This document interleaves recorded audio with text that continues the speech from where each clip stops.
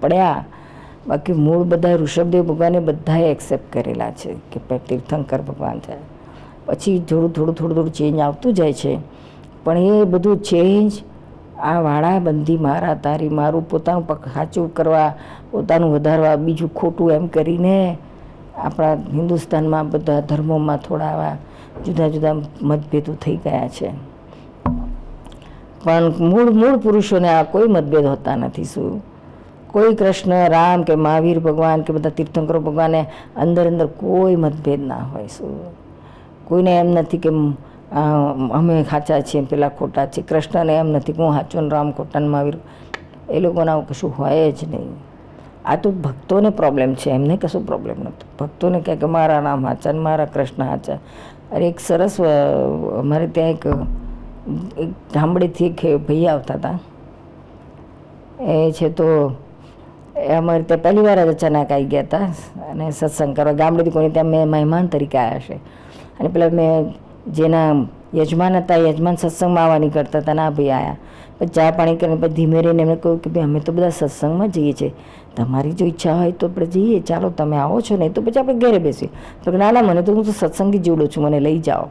તે એમ કરીને ભાઈ આવ્યા હતા, ગામડેથી આવ્યા હતા, નાના ગામડામાંથી. પછી આવીને આ બધી અમારી બધી આ તત્વજ્ઞાની ને મારી વાતો સાંભળીને એને તો બહુ આનંદ થયો. આત્માની વાત જાણવા જેવી છે. એ કે આ વાત તો મેં મારી જિંદગીમાં પહેલી વાર જ સાંભળી કે છે. પછી કે તમે કહો કે આ તો બધા પક્ષી છે જ નહીં ધર્મમાં, મારા તારું એ બધું ખોટું લઈ માંડ્યા છે. એ મને સાચું લાગે છે કે છે. કેમ કે અમારા ગામમાં એકવાર પ્રસંગ બનેલો કે છે કે અમારા ગામમાં દર વર્ષે રામાયણની કથા થાય. તે રામાયણની કથામાં છે તો એક અમારા ગામમાં કે છે બે જીગરી દોસ્ત હતા. એક ખેડૂત હતો અને એક છે તો પાનવાળો હતો કે છે. તે બંનેને એટલી બધી મિત્રાચારી લંગોટિયા જ્યાં આવે જોડે ને જોડે. તે દર ગયા વર્ષે કે છે રામાયણની કથા હતી ત્યાં 2 જણા છે તો સવારથી સાંજ સુધી કથામાં બેસે. તે આખું પારાયણ કર્યું કે છે એમણે.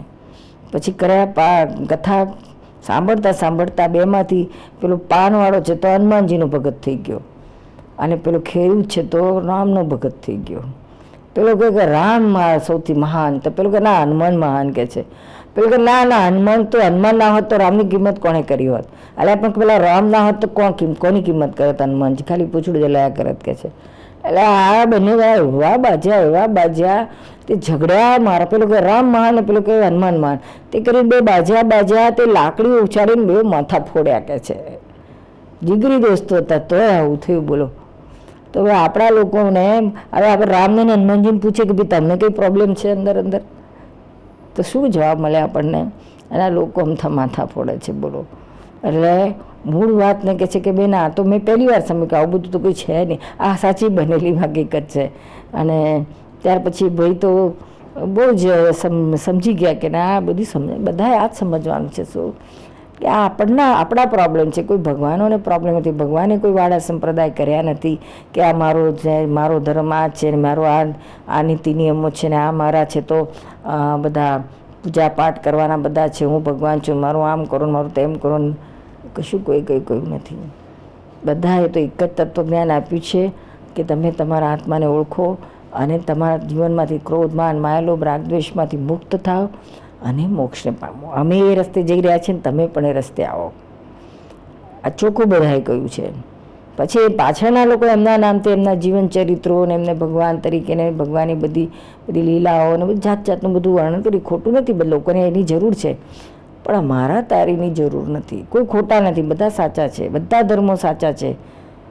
પણ કોઈ ખોટાને કોઈને કહેવાય જ નહીં. સૌની જગ્યાએ કરેક્ટ છે. જેમ કેજીથી લઈને PhD સુધીના બધા સ્ટેન્ડર્ડ છે, કરેક્ટ છે. PhD વાળાથી એમ ના કહે કેજી ખોટું છે, એમાં શું ભણવાનું છે? ના, એમાંથી તો આપણે આવ્યા છીએ, એને કેવી રીતના ખોટું કહેવાય? એ બધા સાચા છે. સરકાર નથી, પોતાની રીતે બધું જુદું બતાવતા હોય છે, જુદા લેવલની જુદી વાતો. પણ મૂળ વસ્તુ તો રસ્તો તો એનો છે, આગળ જ વધવાનો છે. એટલે આ તીર્થંકરોની વાત જરા આપણા આ સામાન્ય લોકોને ઘણી ઓછી હોય છે. એટલે આપણે એ રીતે જો સમજીએ તો તીર્થંકરો શું છે વસ્તુ. જે 24 તીર્થંકરો આખા ટોપમોસ્ટ ગણ્યા છે, એ કોણ થઈ ગયા, ક્યારે થઈ ગયા, કેવા હતા, એના વિશેની થોડી માહિતી આપણે આજે થોડું ચર્ચા કરીએ. આ 24 તીર્થંકરોમાંથી સૌથી પહેલાં થઈ ગયા ઋષભદેવ ભગવાન, જે એને આખા ધર્મોનું, બધા ધર્મોનું મુખ કહેવાય છે, મૂળ કહેવાય છે, મૂળ પુરુષ, આદિ પુરુષ કહેવાય છે. જૈનો એને આદિમ તીર્થંકર એવો શબ્દ આપ્યો છે. આદિમ એટલે પ્રથમ, મૂળ, પહેલું મૂળ પુરુષ. હવે એને ભાગવતમાં પણ આદિ ભગવાન કયા છે, પહેલા ભગવાન કયા છે એમના ભગવાનોમાં. પછી આ લોકો આદિમમાંથી આદમ કરી નાખ્યું છે, અને આ લોકોએ એડમ કરી નાખ્યું. ઓકે, મૂળ તો આ જ છે, આદિમ. પછી એમ કરીને થોડો ફેરફાર થયો એટલે મારા જુદા ને તારા જુદા. બાકી મૂળ આદમ કહો, આદિમ કહો કે એડમ કહો, એ બધું મૂળ શબ્દ તો આમાંથી જ આવ્યો છે. ફર્સ્ટ પહેલાં ઋષભદેવ ભગવાન. એટલે આવી રીતનું આ ઋષભદેવ ભગવાન પહેલાં ધર્મના મુખ કહેવાય છે. કારણ કે દરેક કાળચક્રમાં જે અડધો ભાગ હોય છે એમાં 6 આરા છે. 6 આરામાં ત્રીજા અને ચોથા આરામાં તીર્થંકરો થાય, જ્ઞાનીઓ થાય, બધું જ ધર્મ ત્યાં થાય. પહેલાં, બીજા અને ત્રીજા, ચોથા, પાંચમા, છઠ્ઠામાં તીર્થંકરો કે આ 63 સલાહકાર પુરુષોમાંથી કોઈ ના હોય. જ્ઞાનીઓ હોઈ શકે પછી, પણ પહેલાં ના હોય. એટલે આવી રીતનું હોય છે બધું.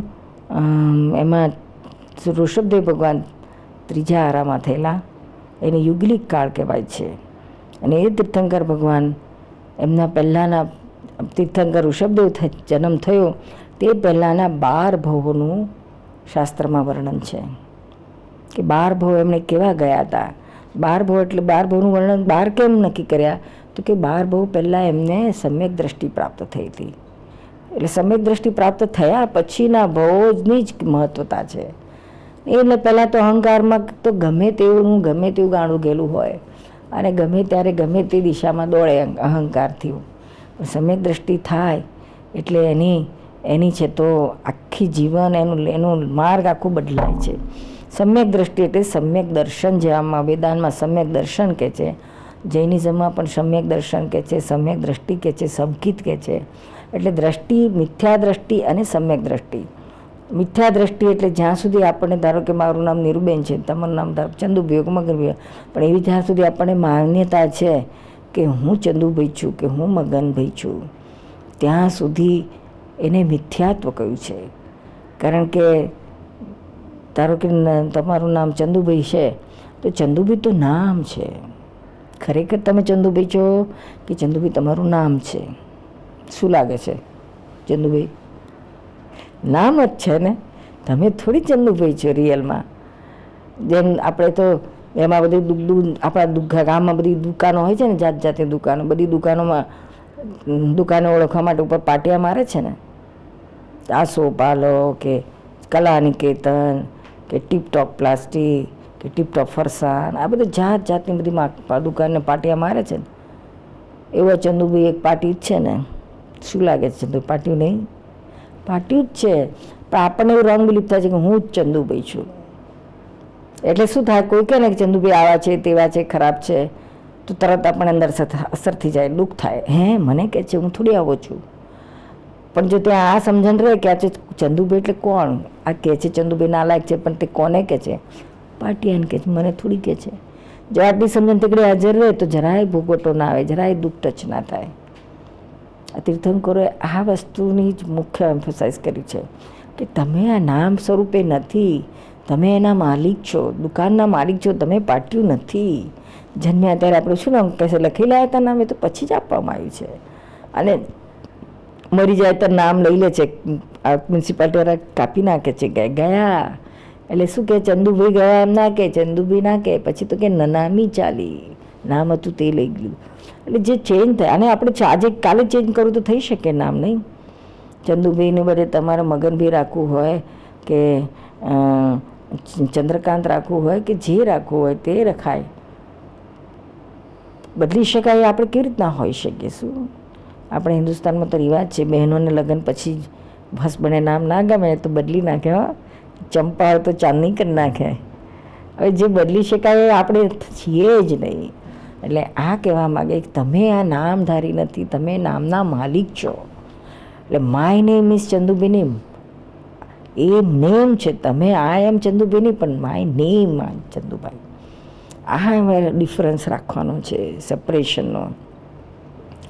પછી બોડીને પણ તમે આપણે શું કે માય બોડી કે આઈ એમ બોડી કહેવાય ના કહેવાય, રાઈટ, સમજો છો? માય બોડી કહેવાય, આઈ એમ બોડીની આ અને માય બે જુદી જ વસ્તુ છે. આ એટલે હું રિયલમાં જે આપણું ટ્રુ સેલ્ફ, જે આપણે ખરેખર છીએ તે, અને માય એટલે આપણી માલિકીની વસ્તુ, બધા બિલોંગિંગ્સ. એટલે બોડી પણ આપણી બિલોંગિંગ્સ છે, માય બોડી કહેવાય, not I am body. My કહેતા કહીએ એટલે આપણાથી જુદું જ છે, સેપરેટ છે, રિલેટિવ છે, ટેમ્પરરી છે. અને આ એટલે આપણે રિયલમાં જે છે તે પરમનન્ટ છીએ, કાયમના છીએ. એટલે બોડી પણ ટેમ્પરરી, જ્યાં સુધી આપણે આ શરીરમાં છીએ ત્યાં સુધી, જેવા આપણે નીકળી ગઈએ એટલે બાળી મૂકે છે, ફિનિશ. પછી કંઈ રહે કંઈ કોઈનું સગાઈ રાખી મૂકે કોઈ ગમે એટલે વાઈફ કંઈક તમારા વગર તો જીવાય જ નહીં, હું તો મરી જઈશ, તમે મરી જશો, તમે ના હો તો મારે તો કેવી રીતના રહેવાય. તો પણ કોઈ જાય છે જોડે, બધા રહે ને તો જતા જ કોઈ જાય છે ચિતામાં બળે જ. પહેલાં કોઈ સતીઓ થતી હતી, પહેલાં સાંભળેલું ને, પણ કોઈ સતો થયેલો સાંભળેલો? આવું છે બળ્યું. આ તો બધું ક્યાંય ટેમ્પરરી વસ્તુ છે. એટલે બધું મારું મારું કહે છે, મારું ઘર, મારા છોકરા, મારા બહેરા, બધું માયમાં જાય છે, આયમાં નથી આવતું. મારી બુદ્ધિ, મારું ચિત્ત, મારો અહંકાર બધું મારામાં જાય છે, હુંમાં નથી આવતું. એ હું આપણે આ બધાથી સેપરેટ છીએ. તે હું કોણ છું એને ઓળખો, એનું જ્ઞાન પામો. અને એ જ્ઞાન પામે એટલે ત્યાંથી તમારી દ્રષ્ટિ બદલાઈ અને તમને સમ્યક દ્રષ્ટિ પ્રાપ્ત થઈ. અને જ્યાં સુધી ચંદુ બીછું આ ઘર મારું છે, બહેરા મારા છે, આ શરીર મારું, ત્યાં સુધી એને મિથ્યા દ્રષ્ટિ કહી છે, મિથ્યાત્વ કહ્યું છે. અને હું કોણ છું એટલું જાણ્યું કે બધું સર્વ જાણી લીધું કહેવાય. શું એટલે જ્ઞાનીઓએ, તીર્થંકરોએ, કૃષ્ણ ભગવાને ગીતામાં, વશિષ્ઠ મુનિએ યોગ વશિષ્ઠ ગ્રંથમાં, રામચંદ્રજીને, પછી મહાવીર ભગવાને ઠેર ઠેર આ જ વાત કરી છે. જીવમાંથી શિવ થાય ત્યાં આ જ વાત આવી છે. ત્યાં સુધી આપણે બધા ગૂંચવાડામાં ને ગૂંચવાડામાં જ છીએ. એટલે આ 12 ભાવની વાત જે આવે છે ઋષભદેવ ભગવાનની, એ એમને આ સમજણ એમના 12મા ભાવમાં, એટલે 12 ભાવ પહેલાં એમને થયેલી. દાદા ભગવાનને જગત કલ્યાણની કેટલાય અવતારોથી ભાવના જ હતી. એ કેમ કરીને આ વિશ્વનું કલ્યાણ થાય, તો ક્યાંથી શરૂઆત કરી અને કેવી રીતે વધારવું અને કેવી રીતે જગતને પહોંચાડવું, તે આ એક ત્રિમંદિર એવો દાદાજીનો કોન્સેપ્ટ છે, ક્રાંતિકારી કોન્સેપ્ટ છે. અને કેવી રીતે જગતનું કલ્યાણ થાય, આખા વિશ્વના તમામ ધર્મોવાળાને મતભેદ, પક્ષાપક્ષી તૂટે અને સાચા રસ્તે ભલે એક ડગલું પણ ચાલે, વિતરાગ માર્ગમાં એક ડગલું પણ ચાલે, તેની માટે આ ત્રિમંદિરથી શરૂઆત થાય છે.